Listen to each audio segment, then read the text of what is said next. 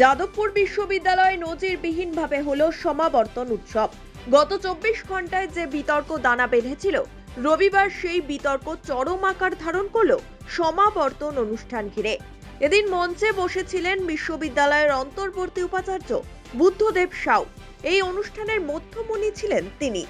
তবে অন্তর্বর্তী উপাচার্য পদ থেকে বুদ্ধদেব সাউকে অপসারণ করেন বিশ্ববিদ্যালয়ের আচার্য পদে থাকা রাজ্যপাল সিবি আনন্দ বোস। সমাবর্তন অনুষ্ঠান রবিবার হবে না, এমনই কথা কার্যত শোনা যাচ্ছিল। কিন্তু রবিবার সকালে পরিস্থিতি যেন সম্পূর্ণ বদলে গেল। রাজভবনের কোনো নির্দেশই মানল না যাদবপুর বিশ্ববিদ্যালয়। রাজ্যপাল অন্তর্বর্তী উপাচার্যকে অপসারণ করেছিলেন, কিন্তু রাজ্য সরকার তাকে ছাড়পত্র দিয়েছে।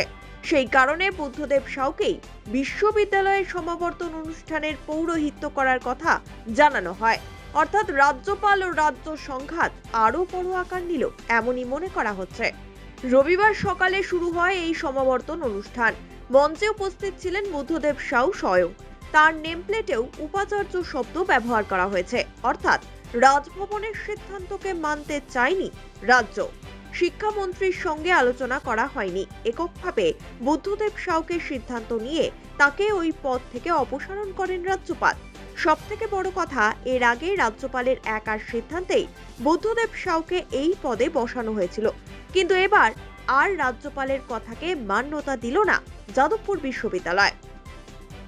এবার এই জল কোন দিকে গড়ায় তা নিয়ে শুরু হয়েছে বিতর্ক। এদিন মঞ্চ থেকে ছাত্রছাত্রীদের হাতে মানপত্র তুলে দেন বুদ্ধদেব সাউ। এক্ষেত্রে সহ উপাচার্যের সই থাকছে।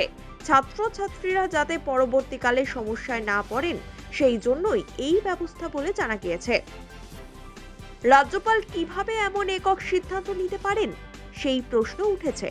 রাজভবন থেকে বলা হয়েছিল, অন্তর্বর্তী উপাচার্য সুপ্রিম কোর্টের নির্দেশ অমান্য করেছেন, তাই এই সিদ্ধান্ত নেওয়া হয়েছে।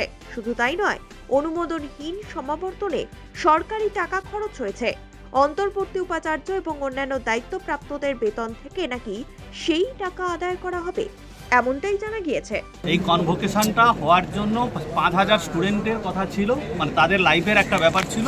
সেই কারণে আমি রাজ্য সরকার যে ইয়েটা দিয়েছে সেটাতে, তারপরে কোর্ট সেখানে বলেছে, সেটাকে মান্যতা দিয়ে আমি এই কনভোকেশনটাতে ছাত্রদের কথা ভেবে করেছি।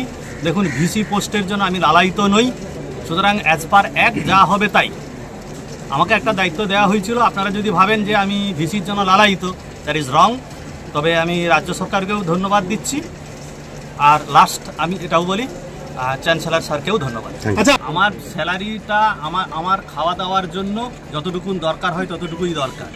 স্যালারি যদি কেটে নিতে চায় নেবে। আর তদন্ত বিষয়ে তদন্ত তো আমি নিজেই চাই তো তদন্ত হোক। আপনি কোর্ট মুভ করছেন?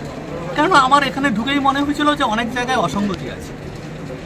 যাদবপুর কি ধরনের অসঙ্গতি? ওটা তো যে বহু সময় বলেছি, নেক্সট টাইম আপনারা দেখতে পাবেন, তদন্ত হলেই দেখতে পাবেন কি কি অসঙ্গতি। আচ্ছা, আপনাকে তো তদন্ত করবেন বলছেন। হ্যাঁ, উনি তো বলছেন আপনার বিরুদ্ধে তদন্ত করবেন। তদন্ত তো যে কারোর বিরুদ্ধে করা যায়, এখন তো যে কারোর বিরুদ্ধে করা যায়। রাজভবন সূত্রে খবর, পড়ুয়াদের থেকে নাকি সমাবর্তন অনুষ্ঠান করা নিয়ে অনুরোধ এসেছিল রাজ্যপালের কাছে, তাই তিনি অনুষ্ঠান বন্ধ করেননি। তবে এই পুরো বিষয়টি খতিয়ে দেখা হবে। এদিকে অনুষ্ঠান চলাকালীন অডিটোরিয়ামের বাইরে বিক্ষোভ দেখায় ফেস্টু সহ বিশ্ববিদ্যালয়ের কয়েকটি ছাত্র সংগঠন। তাদের দাবি, স্থায়ী উপাচার্য নিয়োগ করতে হবে। অর্থাৎ সব মিলিয়ে যাদবপুর বিশ্ববিদ্যালয়ের সমাবর্তন অনুষ্ঠান ঘিরে ফের শুরু হলো রাজনৈতিক টানাপোড়েন।